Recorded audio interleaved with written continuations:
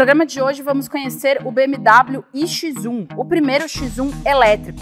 Ele é mais potente e mais rápido, cobrando apenas 20% a mais que a versão a combustão. E as qualidades e defeitos da nossa Fiat Strada de longa duração após rodar 90 mil quilômetros. E ainda o Hyundai Kona Hybrid, o híbrido mais barato do Brasil, que faz até 21 km por litro. Sejam muito bem-vindos ao programa da Quatro Rodas. Eu sou Isadora Carvalho, repórter da Quatro Rodas, e hoje eu vou te mostrar elétrico, híbrido e até a nossa picape Fiat Strada. A versão elétrica do BMW X1, o iX1, é 20% mais cara que a versão convencional, mas ele compensa. Ele tem até 303 cavalos e, portanto, é mais potente. E o Guilherme Fontana agora te mostra tudo. Esse aqui é o novo BMW iX1. É a inédita variante elétrica do menor SUV da BMW, no caso, o X1.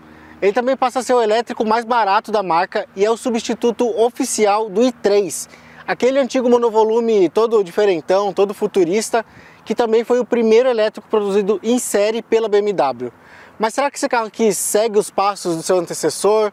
O que muda em relação às versões a combustão? Será que ele é muito mais caro? Fica aí que hoje eu vou te contar tudo sobre ele.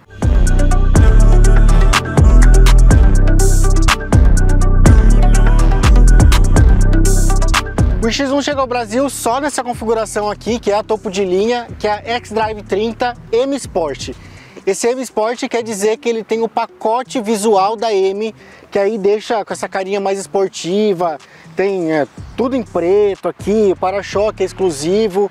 Lá na gringa ele tem uma versão inferior, que aí tem uns detalhes até em azul e tal, mas pra cá é só essa daqui. A mecânica, independente dessas versões que tem lá fora, vai ser sempre a mesma. Bom, agora falando de aparência, esse carro aqui, diferente do i3, não tem um visual futurista, disruptivo, diferentão, por ser um elétrico. Muito pelo contrário, ele é idêntico ao X1 a combustão, aqui falando da versão topo de linha, a gasolina, que também tem esse pacote M Sport. Isso é meio que um novo posicionamento da BMW de fazer o carro elétrico igual a combustão. Para a BMW não tem mais por que você diferenciar esses dois carros, essas duas mecânicas, colocando uma aparência diferente. E é uma coisa real, acho que já passou o tempo de fazer um elétrico ali todo espalhafatoso. Eu acho que, como o elétrico é uma realidade já, esse acho que é o caminho certo mesmo. Só que aqui no iX1 a gente tem três pontos principais que diferenciam do X1 a combustão. E aqui na dianteira já dá para ver todos eles bem perto. O primeiro está aqui no logotipo, que é essa bordinha azul em volta do logotipo da BMW. A grade, que é toda fechada, né? Não precisa ter uma grade aberta. E lá do outro lado da grade tem a letrinha I, que vai identificar que esse daqui é o elétrico. Os faróis são exatamente os mesmos, aqui Full LED, que inclusive são daqueles inteligentes que vão brincar ali com o facho alto para não ofuscar os outros motoristas. E aí também aqui tem essa abertura aqui embaixo, que na real são as únicas aberturas verdadeiras, né? Porque aqui, como eu falei, não precisa. E é isso, o resto ele é um X1, só que com motor elétrico.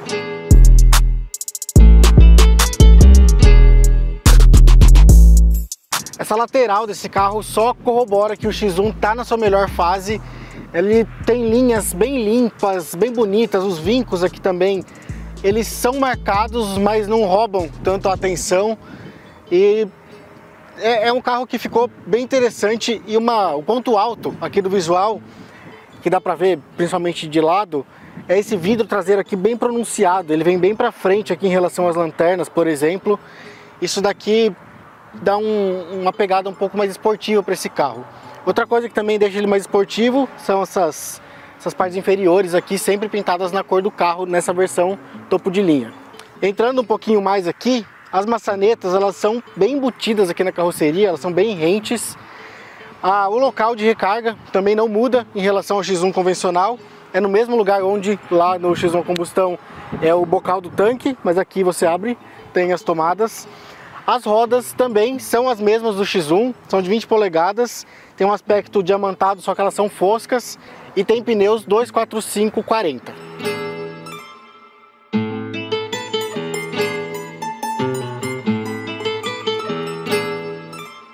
A traseira desse carro lembra muito a primeira geração do X1, que tem de novo esse vidro pronunciado e essas lanternas bem estreitas aqui, que tem um aspecto até mais agressivo. Aqui embaixo a gente tem o nome do carro, né? O iX1, que é a única diferença para o X1 a combustão. Aqui no para-choque, por ser a versão M Sport, tem essa faixa central aqui bem grandona em preto brilhante. E uma curiosidade é que lá embaixo também do para-choque a gente não tem nada de saída aparente de escape. Claro, isso aqui é um carro elétrico, não tem saída de escape. Mas essa peça é exatamente a mesma lá das versões a combustão, que também não tem escape à mostra. Ou seja, é mais uma prova de que a BMW não quer diferenciar visualmente suas versões elétricas e térmicas.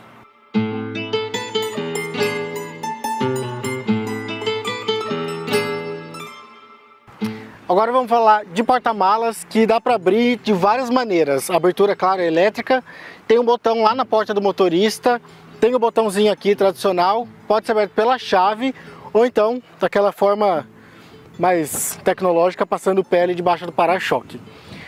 Aqui o volume é bom, tem 420 litros de capacidade, só que, como você está vendo, tem um step aqui no porta-malas.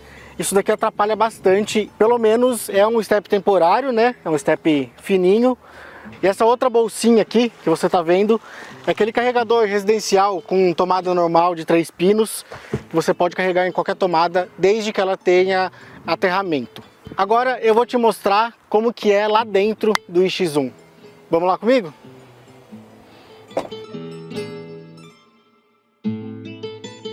O espaço aqui atrás é bem suficiente, eu tenho cerca de 1,75, o banco da frente está ajustado para mim e me sobra aqui um palmo praticamente. Esse rebaixo aqui nas costas do banco dianteiro também ajuda bastante.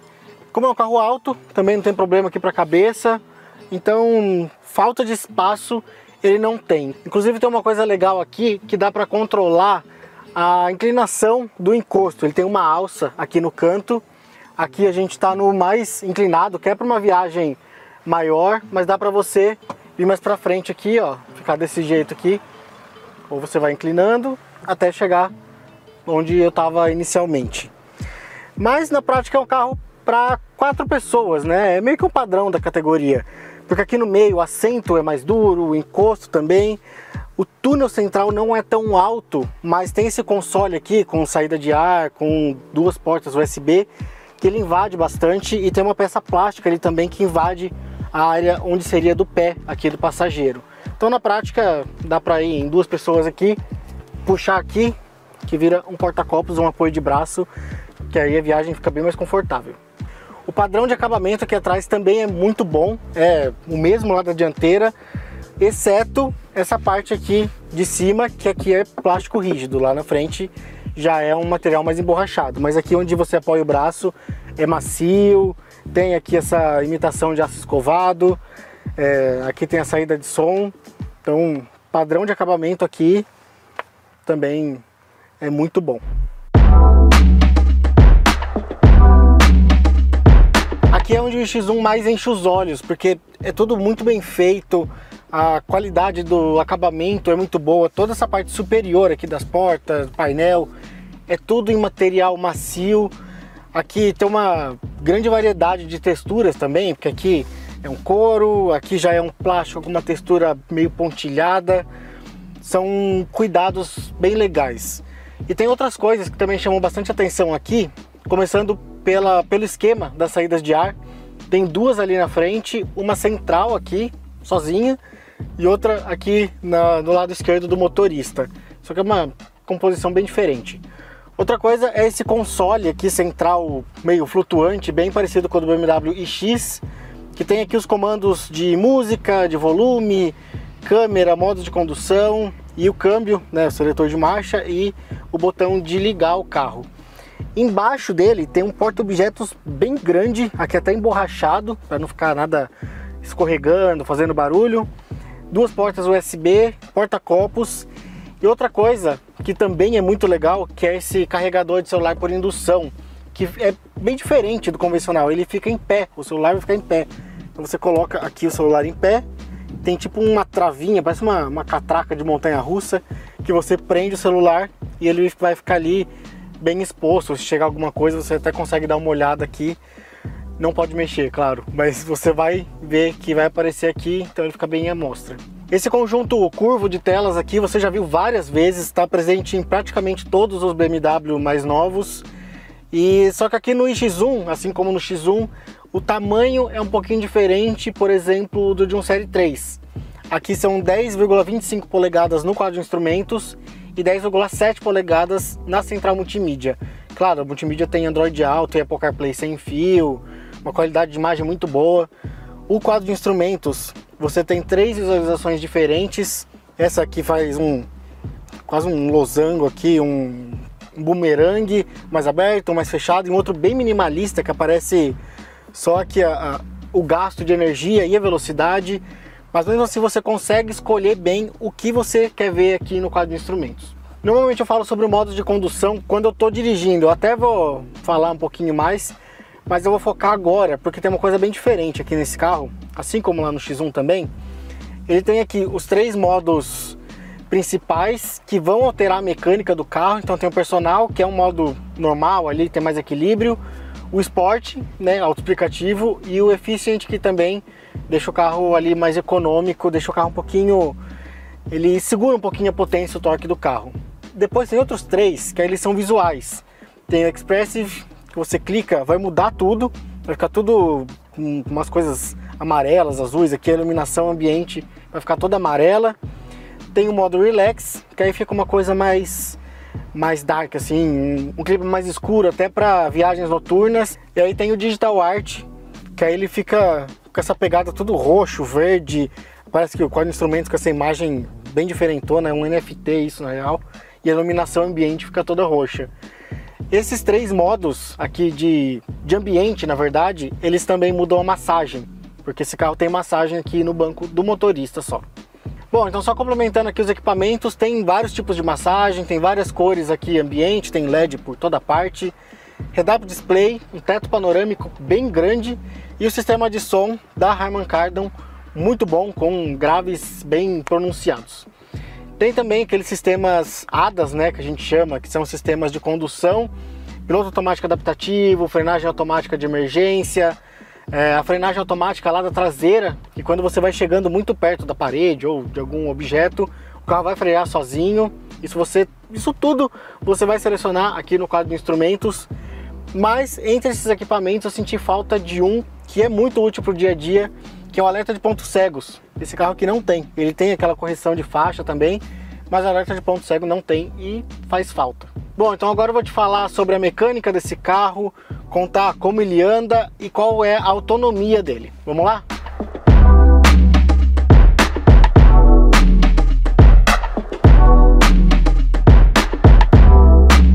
Pelo menos por enquanto, o iX1 é a versão mais potente e mais rápida, é a única com tração integral à venda no Brasil. Eu falo por enquanto porque ele recebeu faz pouco tempo lá fora a versão M35i, que é a mais esportiva e que também tem tração integral, e aí ela pode ser mais rápida e mais potente do que essa daqui. Eu falo que pode ser também porque na Europa são 300 cavalos e nos Estados Unidos são 317. Essa de 317 vai ser mais potente do que o iX1.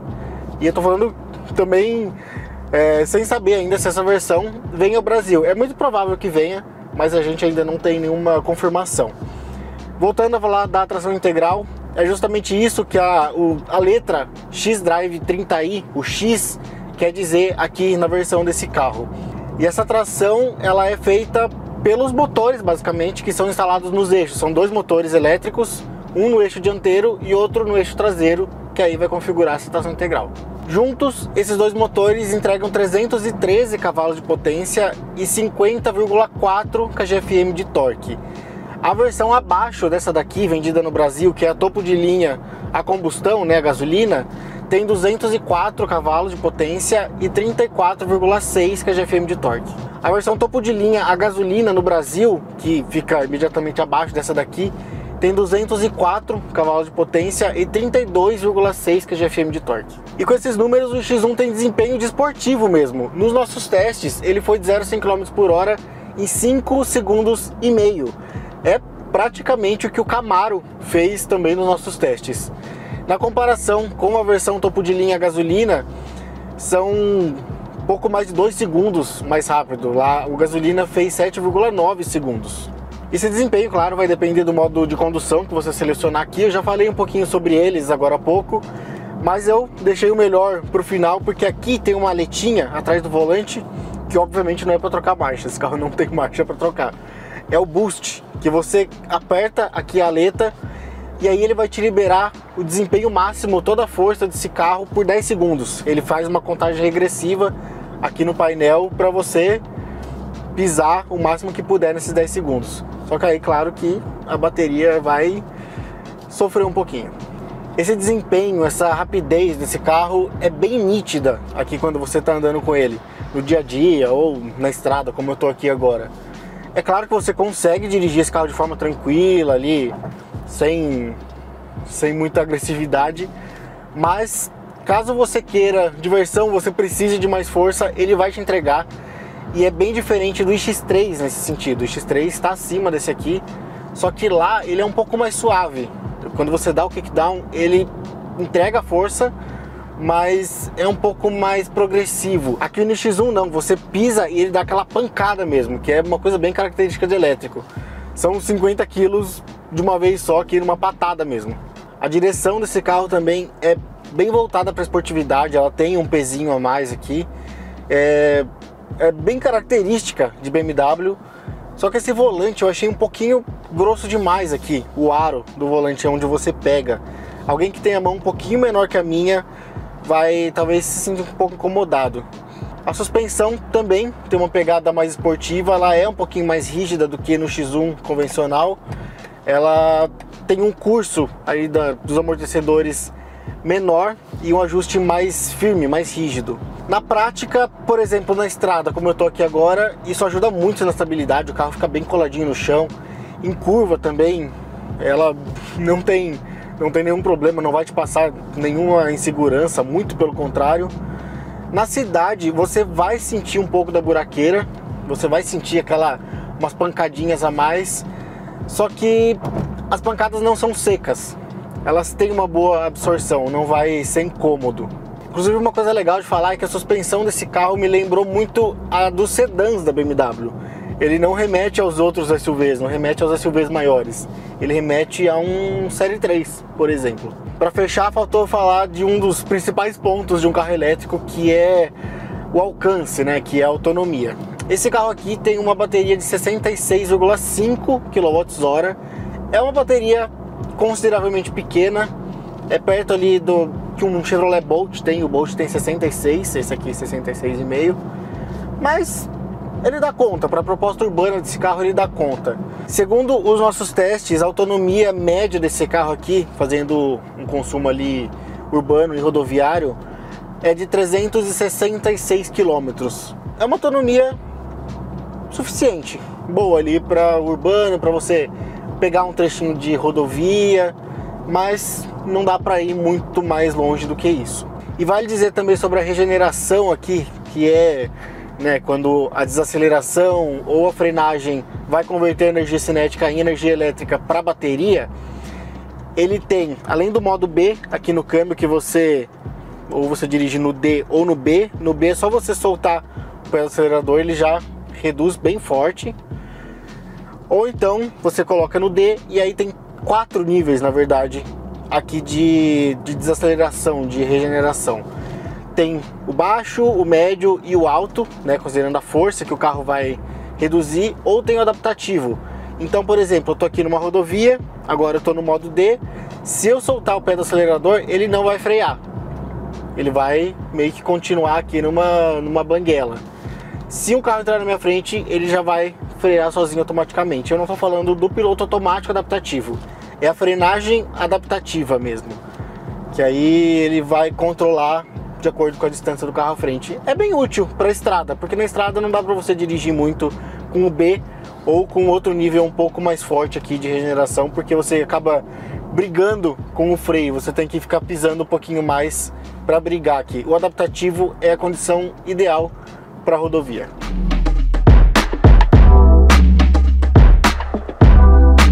O X1 reúne todos os melhores predicados do X1 a combustão, como dirigibilidade, bom espaço interno, acabamento, tecnologia, com a vantagem ainda de ter um conjunto mecânico mais potente, tração integral e uma pegada bem mais esportiva.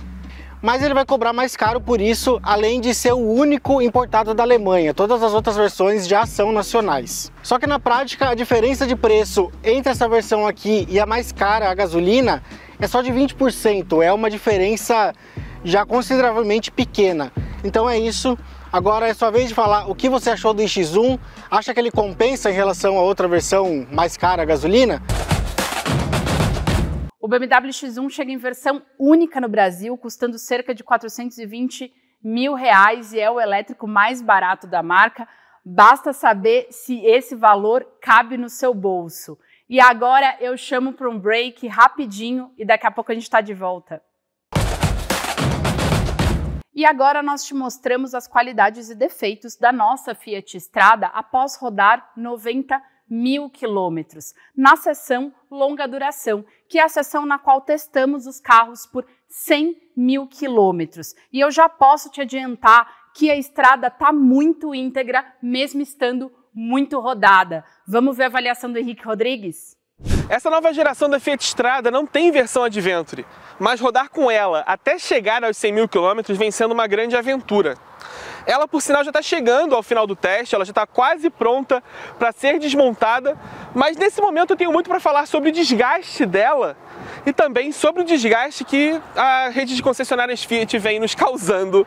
Afinal, já foram 9 revisões feitas com ela, né, até 90 mil quilômetros, e praticamente toda parada tem alguma história para contar. Algumas mais brandas, um rodízio que não foi feito certo, uma coisa que é muito corriqueira, até peças que foram pagas e não foram trocadas ou peças paralelas. A gente vai ver isso tudo, relembrar isso tudo, na verdade, hoje.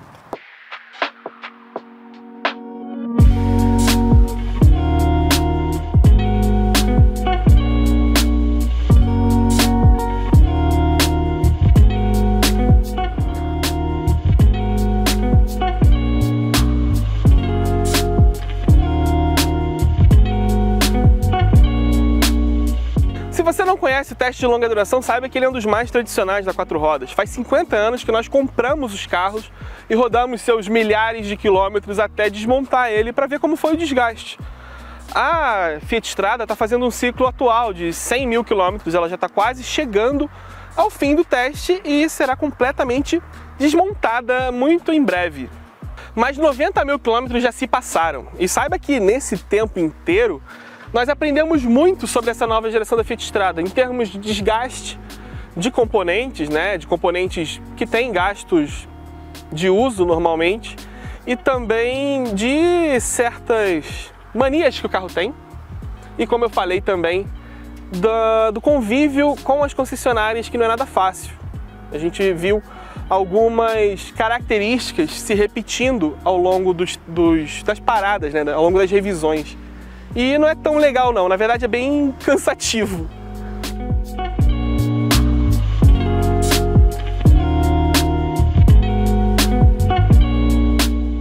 Quer dizer que nesse momento a estrada já completou 2 ciclos de manutenção, cada ciclo é de 40 mil quilômetros.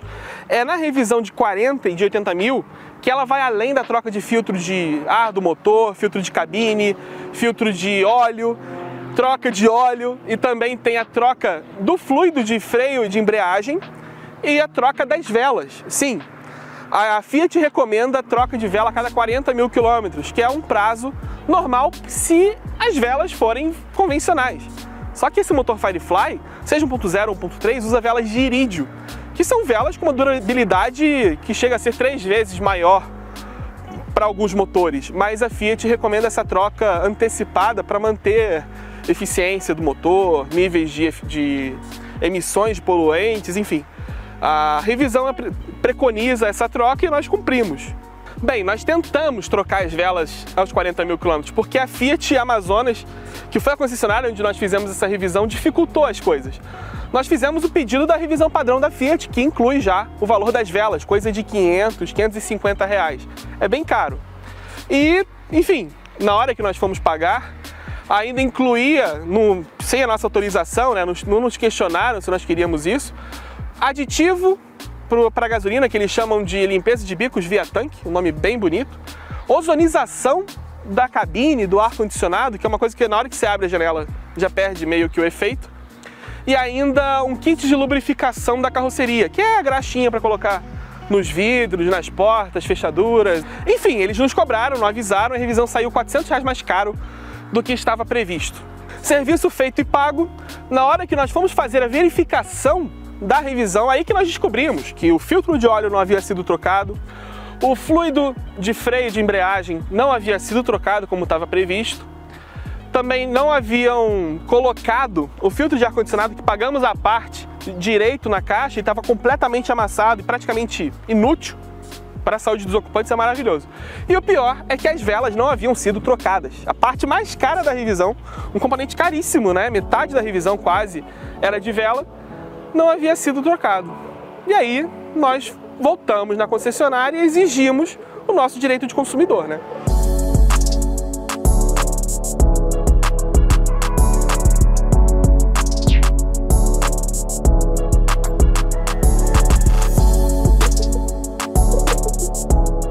Logo antes dessa revisão vergonhosa, nós trocamos o primeiro par de pneus.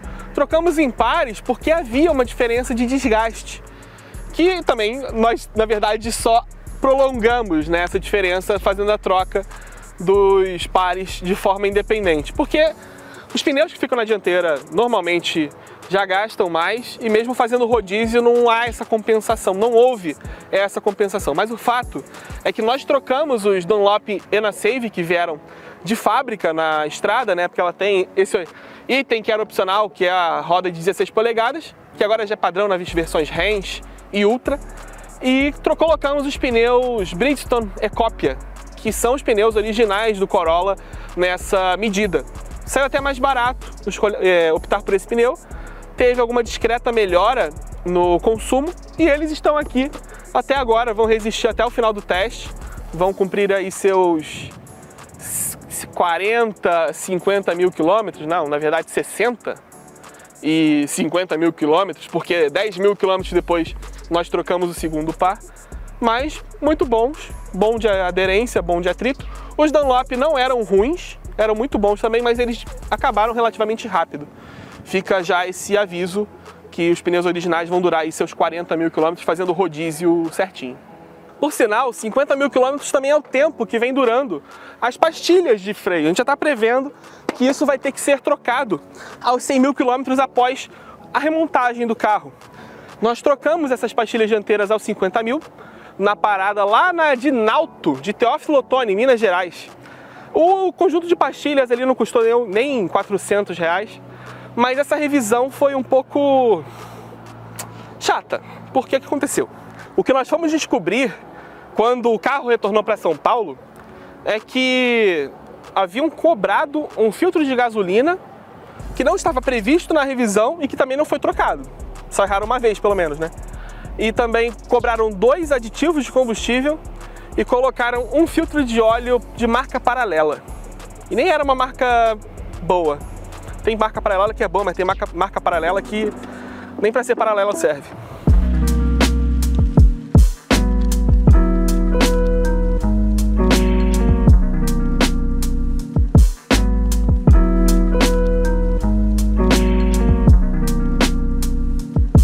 Dos 50 mil aos 60 mil quilômetros não houve grandes intercorrências na jornada da estrada, a não ser uma luz de injeção acesa, que já tinha acontecido lá antes dos 40 mil quilômetros, e umas pedradas no para-brisa, mas aí nós podemos reparar. Ficou um pouco de marquinha, mas fora do campo visual, então não trocamos o para-brisa.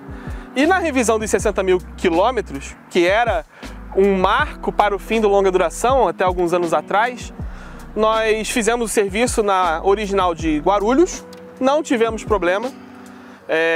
seguiram todo o padrão ali do site da Fiat para fazer orçamento, não empurraram nada do que... Quer dizer, não colocaram no orçamento nada do que não estava previsto, porque eles sempre sugerem, né? Mas o único problema que nós tivemos foi um rodízio mal feito, uma coisa que sempre aconteceu em praticamente todas as revisões, exceto a de 90 mil quilômetros que fizeram certinho, não melhor. Eles deixaram de fazer para tentar equilibrar aqui o desgaste dos pneus, né, entre os eixos. Então não tinham como errar. E justamente para ter uma comparação com testes antigos de longa duração, assim que fez a revisão de 60 mil quilômetros, nós fizemos um teste de controle do desempenho da estrada.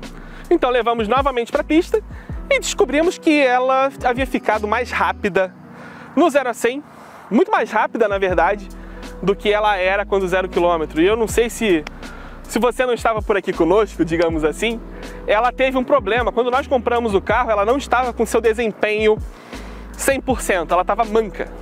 Ela precisou de um remapeamento do motor para entregar seu desempenho esperado, digamos assim.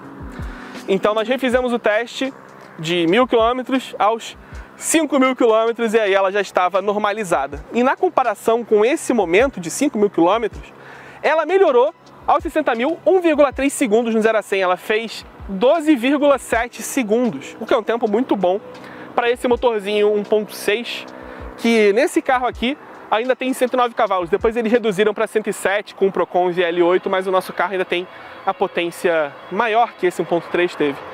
E os números de consumo também melhoraram. Você confere aqui embaixo a comparação dos resultados.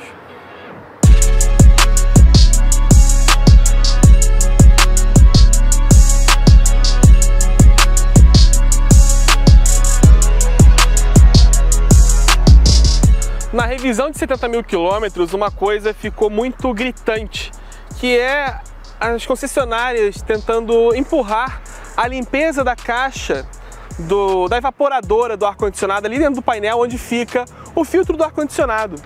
Mas o que eles tentam fazer? Eles vão lá, te cobram 120, 150 reais para você fazer essa limpeza e trocar o filtro.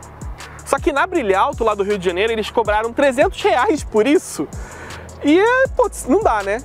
O que eu fiz foi, fui lá no balcão de peça da própria concessionária, comprei o filtro por 60 reais e depois nós trocamos ali em 5 minutos. Fica por baixo do painel, desaparafusa, tira o filtro antigo, coloca o novo, fecha de novo e pronto.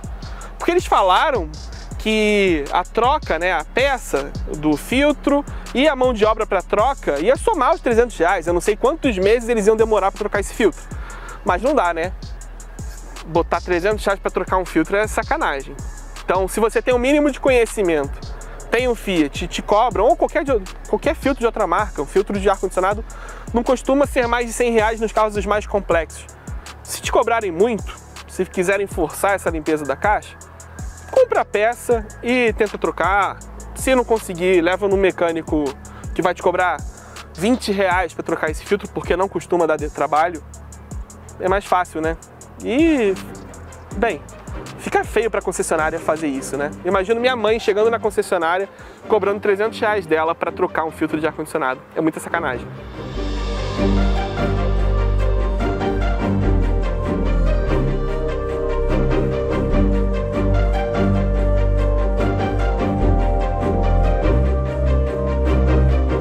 E isso de comprar a peça no balcão tem uma vantagem, que é você saber a peça que estão colocando. Porque na revisão dos 90 mil quilômetros, agora na Fiat Imperia de Limeira, colocaram um filtro paralelo. Se me dessem no balcão de concessionário um filtro paralelo, eu nem ia comprar, não ia nem passar o cartão, né? E aos 80 mil quilômetros renovou mais um ciclo de revisão. Foi feita agora a troca das velas, né, como era previsto, mas não trocaram o filtro de ar-condicionado, pelo menos na primeira ida, né, não trocaram o filtro de ar-condicionado que nós havíamos pago a mais para fazer. E esse serviço foi na Fiat Andretta de Jundiaí, aqui no interior de São Paulo.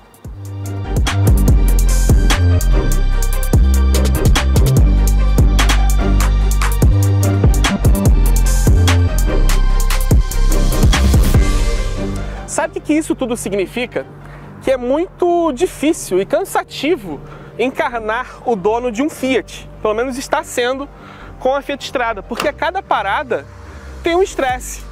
E assim, por mais que nós tentemos ser um cliente comum, um consumidor comum, nós descobrimos o que não é feito na revisão, porque nós vamos lá e olhamos, e não é todo mundo, na verdade quase ninguém faz isso. Ninguém vai lá verificar se o óleo foi trocado, se o filtro colocado foi o filtro original, que tem a marca da fabricante, no caso seria Mopar, se o fluido foi trocado, enfim, imagina conferir em casa a vela, se a vela foi trocada. Não dá, eu não tenho uma chave de vela na minha casa para um motor Firefly específico, eu tenho para o meu Fusca velho. Então não dá, você tem que confiar, você tem que criar uma relação de confiança com a concessionária. E a rede Fiat teve 9 oportunidades para isso. Algumas concessionárias foram boas, sim. Algumas fizeram um serviço quase 100%, mas a maioria nos deixou com o pé atrás, não cumpriu com o combinado, não cumpriu mais que combinado, com o que foi pago, com o orçamento previsto. Algumas não conseguiram nem honrar o orçamento que deveria ter sido feito e colocaram mais coisa para a gente pagar mais. Então, isso foi bem decepcionante. Isso, assim, é só um arremate de convívio com o concessionário. A gente ainda vai desmontar o carro. Ele provavelmente foi muito bem. A gente vai dar uma volta agora com a estrada e ver como ela resistiu a esses 90 mil quilômetros. Mas a nossa paciência não resistiu a esses 90 mil. Cada parada com a estrada teve alguma coisa para contar que você acompanhou na revista e também no site.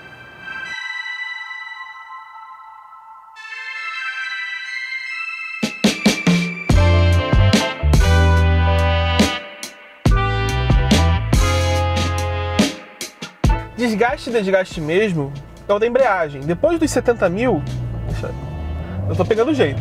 Depois dos 70 mil começaram a vir muitos comentários, né, da nossa equipe, de todo mundo que reveza a direção dos carros de longa duração, sobre o desgaste dessa embreagem. Ela tá de fato um pouco mais alta, embora seja hidráulica, você percebe que tem um desgaste ali no platô da embreagem, né, no disco, e tá começando a deixar as arrancadas um pouco trepidantes em certas situações.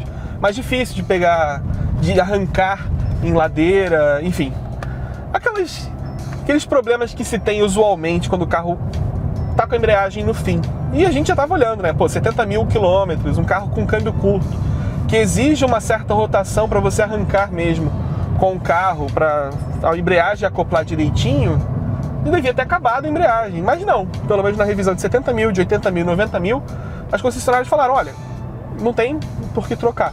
Tá desgastado, mas ainda tem muito que usar aí. Então beleza, não trocamos, mas nós chegamos a apurar quanto custa. Até porque o C3 também tem motor da mesma família e pode ser que lá na frente venha a ser necessária a troca. E esse kit de embreagem, né, trocado, com rolamento e tal, custa R$ 1.300 para esse motor 1.3. O 1.0 não foge muito disso não. E na concessionária, com a mão de obra, essa troca de embreagem, sem revisão, sem mais nada, pode passar dos R$2.000. Aí tem a negociação de hora de mão de obra, do serviço também, mas barato não é. Mas enfim, vou até arrancar aqui novamente para mostrar como tá, né, o ponto dela. Ó, primeira marcha, vou acelerar um pouquinho. Esse aqui é o normal. Você bota um giro ali um pouco para 2.500 RPM e libera. Não dá para ficar brincando com baixa rotação, não. Seria o ideal, né, para aproveitar o torque em baixa que esse motor Firefly tem, né? Essa família Firefly em geral tem.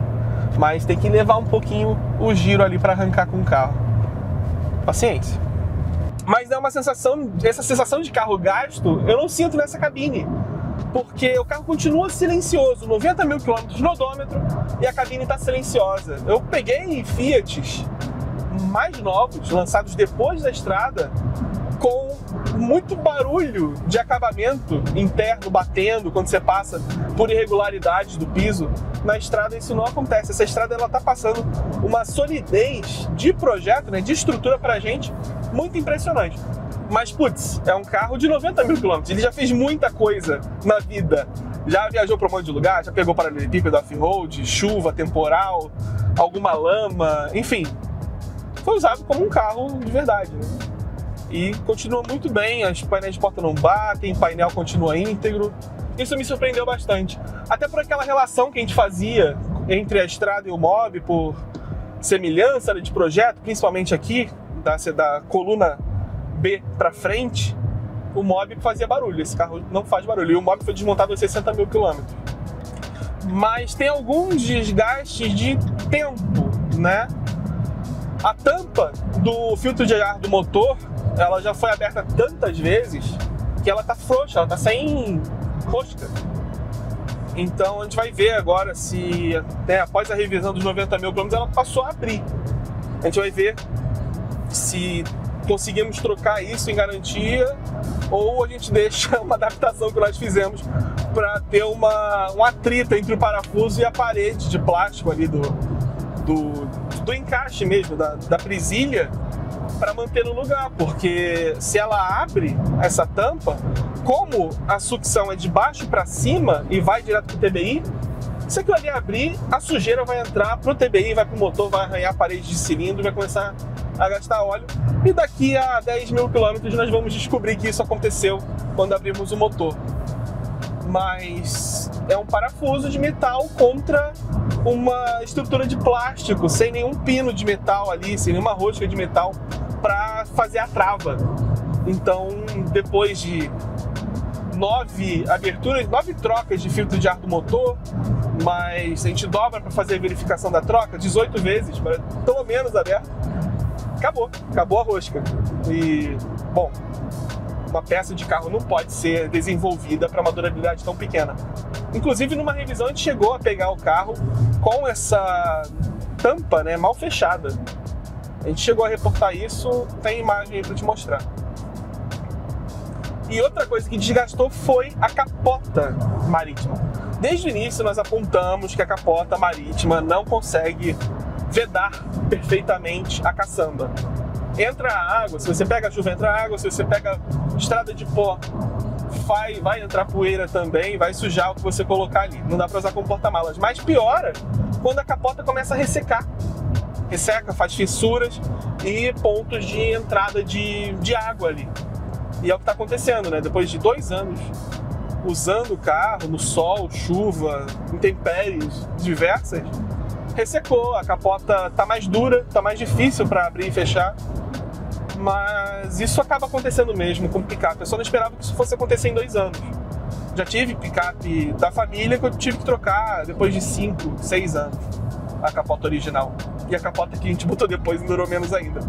Mas é isso. Fora essas coisas, a estrada está indo muito bem. E ela tem uma constância, por exemplo, na central multimídia. Quando está funcionando aqui o Waze, com o Android Auto principalmente, quando você está numa rodovia e se aproxima de uma cidade com vias paralelas, ela joga o carro para essa via. E aí ele se perde todo, e até você escapar dessa zona, o Waze fica meio perdido. Ah, mas o Waze é baseado no seu celular. Bem, isso acontece com todo mundo que usa o Android Auto nessa central multimídia e só nesse carro. Nos outros carros de longa duração não acontece. Seja com a função sem fio, conectividade sem fio, seja por cabo. Então algo acontece, algo está diferente aqui. Nas concessionárias nunca viram nada e sempre fazem reset para tentar resolver, não resolve. Reset a gente também consegue fazer. E, enfim, tem essa intermitência do sinal de GPS. Não sei se o carro faz uma gaiola de Faraday e não consegue pegar o sinal, mas às vezes funciona, às vezes não funciona. Tá aí o relato.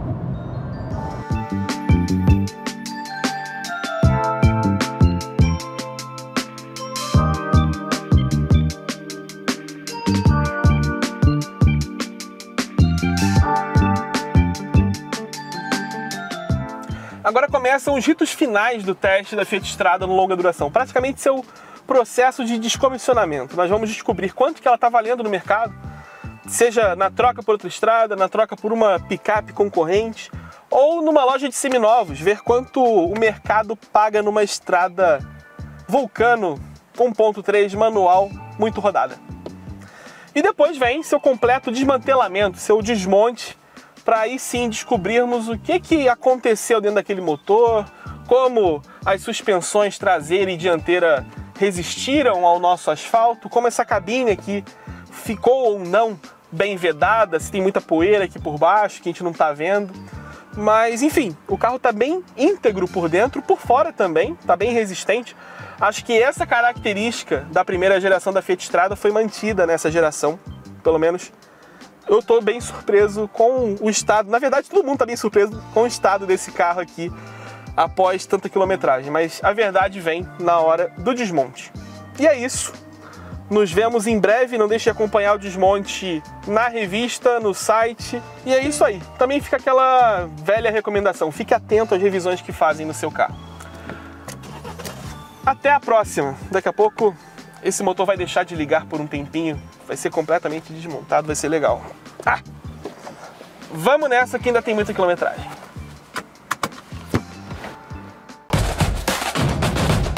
A Strada será o próximo carro a ser desmontado no longa duração.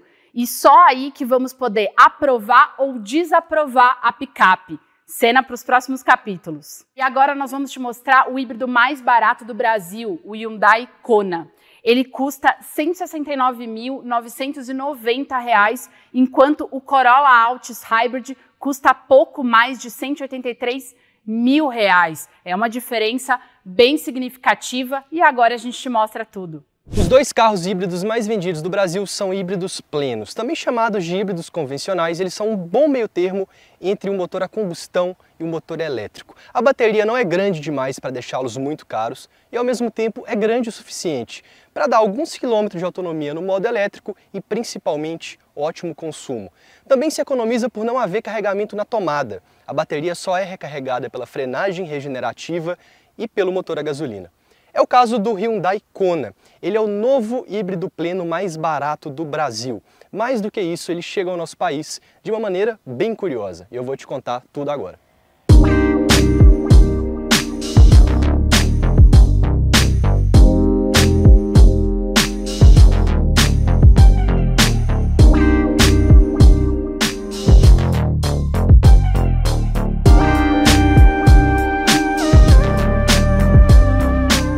A estreia do Hyundai Kona aqui no Brasil é bem interessante. Em primeiro lugar, ele chega às concessionárias pelo Grupo Caoa, que é o único autorizado a distribuir os Hyundai importados no nosso país.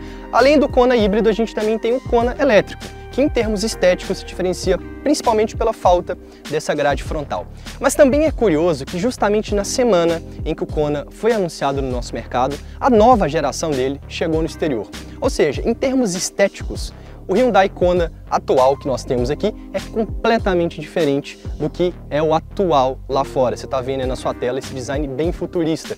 E além disso, claro, ele é um pouco mais defasado mecanicamente.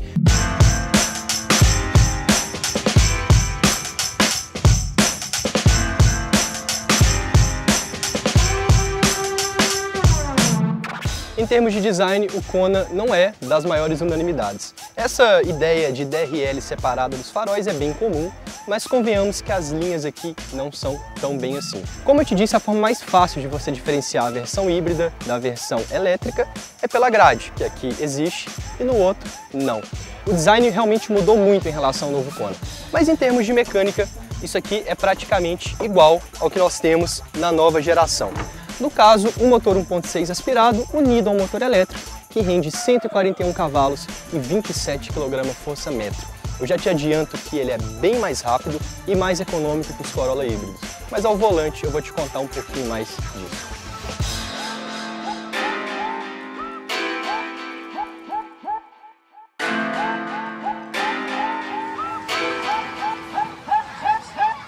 Aqui atrás também não teve muita modéstia quando o assunto é usar no visual não.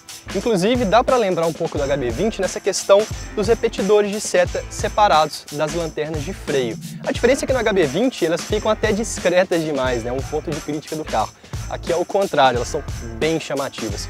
Esse nicho aqui embaixo é bem grande e além dos repetidores também tem as luzes de ré.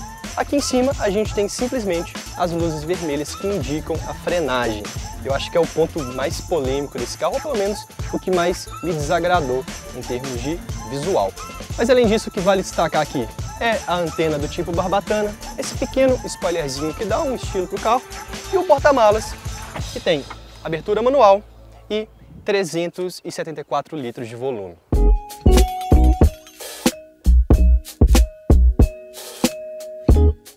Então, no fim das contas, é um porta-malas de tamanho razoável para um SUV compacto como esse aqui. A gente está falando de um carro com 4,2 metros de comprimento e 2,6 metros de entre-eixos. Para fins de referência, é um tamanho bem parecido com o de um Volkswagen T-Cross.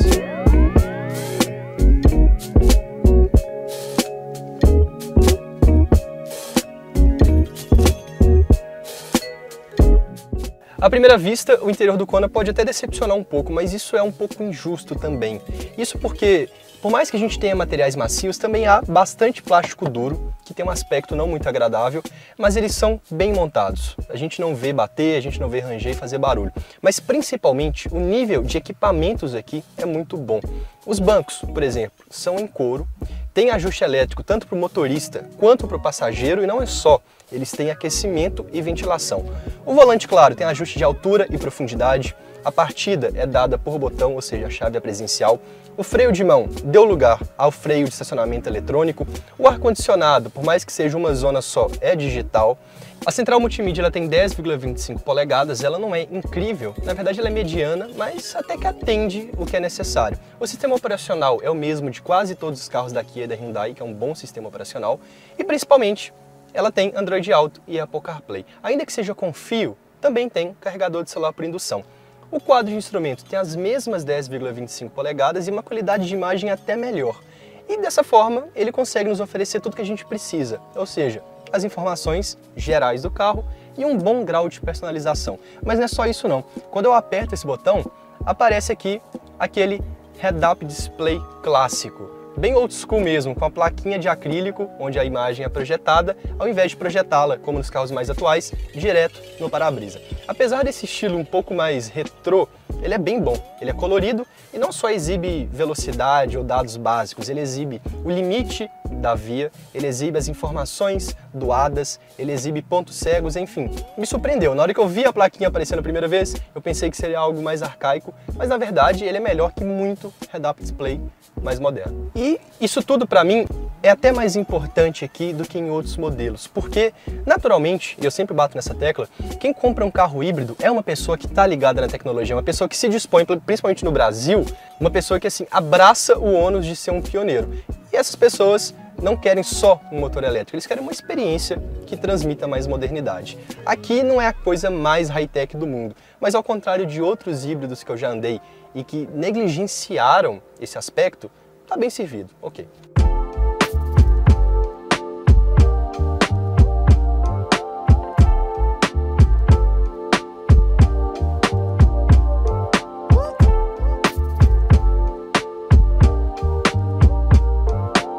Em termos de espaço, principalmente aqui na segunda fileira, o Kona me surpreendeu. Afinal de contas, ele é um SUV compacto e o banco da frente está ajustado para uma pessoa com mais de 1,80 m e mesmo assim tem um bom espaço entre o meu joelho e o encosto. Além disso, o assento ele é bem comprido e tem uma inclinação bem ideal. Então a sensação de conforto para as pernas é maior do que a média dos carros desse segmento.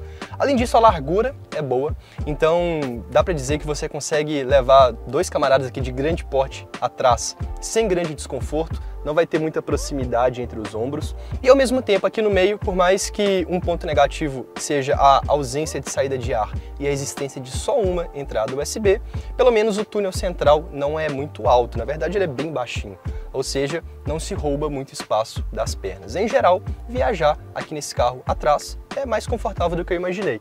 E se houver só dois ocupantes, você tem a comodidade aqui do porta-copos e do apoio de braço.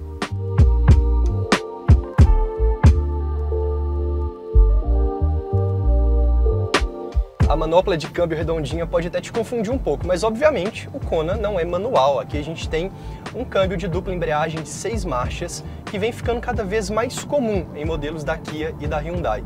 Eu até entendo quem tem desconfiança em relação ao DCT, mas os sul-coreanos vêm usando ele cada vez mais em diferentes modelos de diferentes faixas de preços e em diferentes mercados. Então, em termos de confiabilidade, eu acho que eles merecem o benefício da dúvida. De todo modo, se você continua desconfiado, vale citar que o Kona vendido aqui no Brasil tem 5 anos de garantia. E o que eu posso te dizer do uso do DCT é que ele me agrada bastante. As trocas são bem suaves e bem rápidas e consideravelmente melhores do que a de uma transmissão automática convencional. Se eu quiser ativar o modo Sport aqui, eu simplesmente jogo a alavanca de câmbio para a esquerda e ele entra. Daí eu posso fazer as trocas de marcha de duas maneiras, ou o sequencial aqui na própria alavanca, ou nessas borboletas no volante.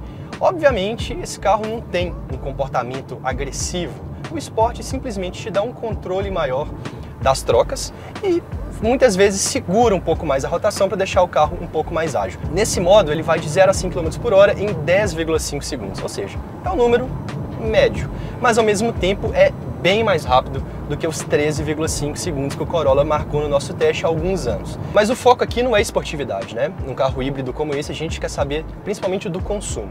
Então eu vou retornar a alavanca de câmbio para a posição convencional e o modo Eco vai ser reativado. Vale lembrar que em um carro desse, não importa só a eficiência do motor a gasolina e do motor elétrico, é muito importante também o computador, que é quem vai definir, com base nas faixas de eficiência, com base em cálculos mais complexos que uma cabeça não dá conta de lidar, quem vai funcionar em que momento e de que modo. E dá pra gente dizer que o código aqui está bem feito, porque na estrada são 17,3 km por litro a gasolina obtidos no nosso teste. Para a gente sempre conseguir bons resultados, vale também você aproveitar o pacote de automação veicular que esse carro tem. Então, quando você está numa reta, quando você está numa condição um pouco mais tranquila aqui na estrada, é sempre bom ativar o controle de cruzeiro adaptativo, que funciona legal. Ele também é acompanhado do assistente de permanência em faixa, de alerta de ponto cego, que inclusive aparece no head-up display.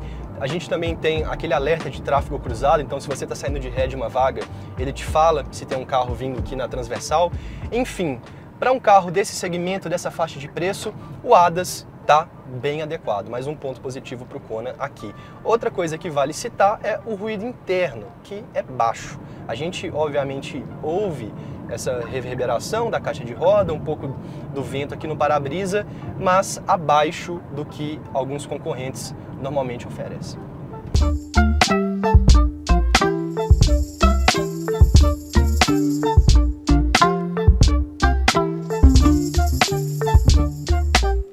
A gente percebe que aqui a proposta é realmente economia em pequenos detalhes, como por exemplo o fato do modo Eco ser ativado por padrão.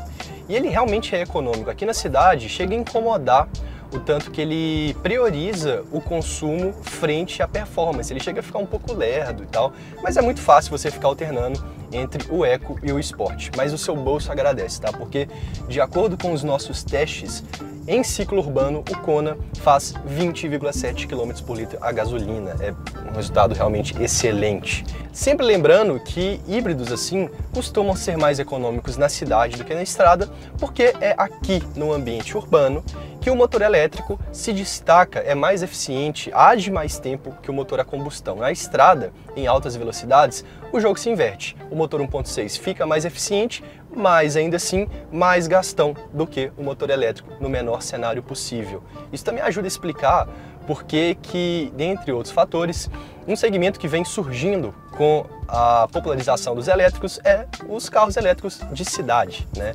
Tem menor autonomia e principalmente rendem bem aqui dentro. Por mais que essa plataforma seja um pouco mais antiga que a do novo Kona, que é a plataforma K3, a mesma do Kia Niro, por exemplo, ela não é propriamente velha. A gente está falando de um carro de 6 anos atrás. Então, é um nível de tecnologia compatível com os dias atuais. Não dá para falar que isso aqui é de uma outra era, muito pelo contrário. A rigidez torcional é boa, o carro reforça o aspecto visual de que ele é bem acabado, então a gente realmente não ouve nenhum ranger de plástico, nenhum bater de peça. E o conjunto de suspensão independente também mostra a importância de investir nisso como um item de conforto. Mais uma vez, como é praxe para Kia e Hyundai, esse conjunto é bem calibrado, ele é um pouquinho mais mole do que o ideal, mas ao mesmo tempo ele filtra bem as imperfeições. Esse asfalto brasileiro, que é um desafio para os times de engenharia de qualquer fabricante, também é muito bem tratado, né, pela suspensão que a gente tem aqui. E em geral, o Kona é um carro bem confortável de ser conduzido. Vale lembrar também que, como o motor elétrico, como eu te expliquei, atua melhor na cidade, isso também se reflete no desempenho. Então, principalmente quando você está no modo esporte, ele não faz tanta questão de economizar a energia ou a gasolina, as retomadas ficam um pouco mais ágeis, né? A bateria dá conta de fazer uma partida tipo um semáforo, igual a gente está aqui, ele arranca com agilidade, e numa ultrapassagem, em algum momento assim, ele dá um pouco mais essa sensação de carro elétrico, que é algo que quem compra um híbrido muitas vezes espera e acaba se decepcionando, principalmente no híbrido leve, que tem praticamente zero sensação de elétrico, ou no híbrido convencional, que isso acontece muito pouco. Outras situações também que dá para a gente perceber essa eletrificação aqui é igual a gente está fazendo agora. A gente vai primeiro buzinar para o amigo que está no celular aqui na frente, segundo arrancar a uns 10, 15 km por hora. Até o momento a gente está a 30 e só o motor elétrico está funcionando. Quando você está manobrando, no estacionamento também isso fica perceptível, zero barulho de motor. Aos pouquinhos o brasileiro vai ampliando sua experiência no mundo das baterias, vai se despedindo da gasolina. Querendo ou não, é questão de tempo para que os elétricos dominem não só o Brasil, o mundo inteiro. Gasolina vai ser tipo disco de vinil. Então, em resumo, se eu tivesse que definir a sensação de conduzir esse carro, principalmente no modo esportivo, eu diria que ele é equivalente talvez a um 1.3 turbo sem o lag. Eu acho que é uma boa definição e eu acho que também isso pode ser encarado como um elogio.